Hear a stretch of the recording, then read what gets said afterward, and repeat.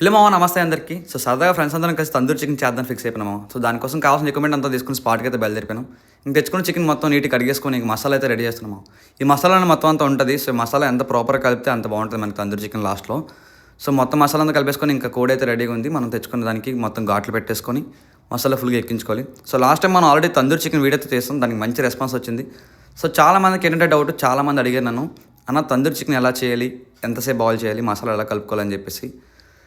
దానికోసం అయితే మన ఛానల్లో ఒక ఫుల్ వీడియో అయితే చేశాను నేను. మొత్తం A to Z డీటెయిల్స్ అన్నీ అందులో ఉంటాయి. తందూరి చికెన్ స్టార్టింగ్ నుండి మసాలా ఎలా కలుపుకోవాలి, ఎలా మనం బాయిల్ చేసుకోవాలి, ఎంతసేపు బాయిల్ చేసుకోవాలి అనేది A to Z డీటెయిల్స్ అన్నీ అందులో ఉంటాయి. ఒకసారి మీరు ఫుల్ వీడియో చూస్తే మాత్రం మీకు అర్థమైపోద్ది తందూరి చికెన్ ఎలా చేసుకోవాలని చెప్పేసి. ఆ వీడియో చూసారనుకోండి, మీరు ప్రాపర్గా మీరు కూడా తందూరి చికెన్ అయితే చేసేసుకుంటారు. మరి ఇంకెందుకు లేట్, వెంటనే వెళ్ళి తందూరి చికెన్ వీడియో అయితే చూసేయండి, మన ఛానల్లో ఉంది. తందూరి చికెన్ ఎలా వచ్చిందో కూడా కామెంట్ చేయండి. And thanks for watching. Subscribe, follow for more videos.